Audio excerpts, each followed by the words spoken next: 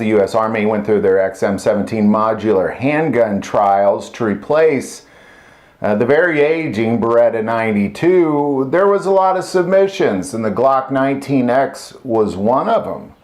However, the U.S. Army went a different direction, and a lot of people speculate, why did they not go with that Glock 19X? So we're going to take a look at exactly why, because everything we've heard is speculation, but the Army will say, here is why we did not go with the 19X, and it's really kind of obvious.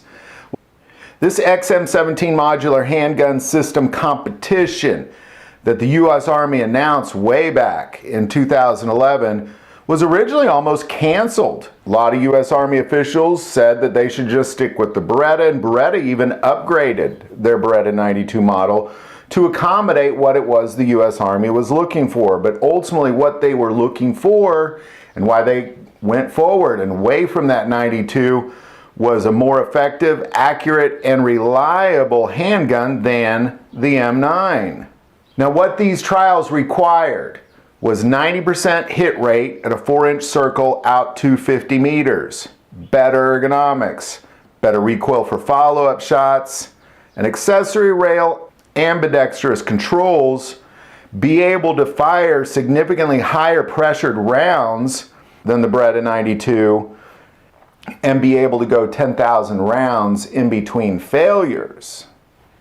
But the reason a lot of people think they did not go with the Glock 19X is because they also required a thumb safety. Now, as you know, they did go with the SIG P320, and it did come with a thumb safety for the U.S. military, but it does not come with a thumb safety for civilians. But Glock did put a thumb safety on the 19X. There is a Glock thumb safety out there that they put on a few models, specifically for military and police trials around the world. But they did put a thumb safety on the Glock. Now, I'm going to add here, and this is an important note when we talk about why, it had to do with the cost, but it's not all about the cost. But this thumb safety did add an additional $150 to the cost of this 19X. Now let's come back to that, because that wasn't the only reason. There's a lot of other reasons. What the U.S. military was looking for was to purchase 250 to 550,000 handguns. And ultimately, once all these trials were done under the requirements section, Sig Sauer, it was checked good. Glock, it was checked acceptable. Well, why was that? Well, the big reason they didn't go with the Glock 19X really revolves around that it's not a modular handgun system. I mean, it's a modular handgun trial, and Glock just simply didn't submit a modular handgun. Now, what they were looking for was a modular system that would allow one gun to go between full size, mid-size, compact, that kind of thing. And Glock just simply didn't offer that in the 19X. What Sig Sauer does is they have that removable trigger package. The trigger package is the gun. So really you only got to buy one gun and you could put it in different systems. What Glock came to the table with was this 19X, showing that you can go between a 17 and a 19 and back and forth. You could put a 17 slide on a 19 grip or a 19 slide on a 17 grip, and you could even incorporate the Glock 26 into some of the 19 models if you're looking for a compact. Now herein lies the problem.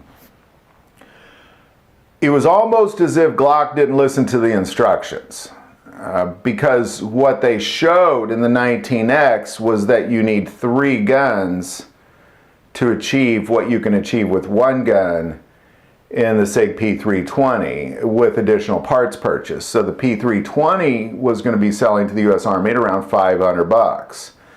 Modular components go for around $300, max out at about $300. So you can get a gun for $500 and 2 modular packages for $3 each, and you got 3 guns for $1,100. And really you got more than that, because you can trade out parts and make a long slide with a short grip or a big grip with a short slide.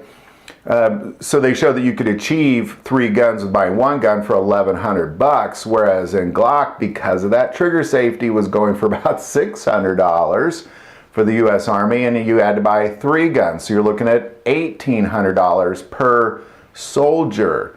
Now, because that's what they're looking at. They, With SIG, they're looking at $1,100 per soldier. With Glock, they were looking at $1,800 per soldier, and that's a very, very significant piece. It's kind of like Glock pulled together a system in the 19X that they thought would satisfy the military trials, but in the end, it was that requirements over the general list of requirements, not the performance, but the list of requirements. SIG was good. Glock was just simply acceptable. Now, I'm sure there's a lot of other things in there. I'm sure politics played a role, but if you look at the actual data, why did the U.S. Army turn down the Glock pistol? It's because it just simply wasn't a modular system, and in order to make it into a modular system, it would cost almost double what Sig Sauer was saying theirs would cost. So there you go. Love any insights you might have on this. I'm sure there's a lot more to it, like I said. But these are the big ones. If you're looking for, on paper, why is it that they did not go with the Glock? Glock just simply didn't listen to the instructions, is what it sounds like. But in the end, sometimes I think Glock just goes around and says, we're Glock, take it or leave it. And most of the world takes it. Any thoughts or insight on any of that, definitely put that below. If you like this video, click like and subscribe.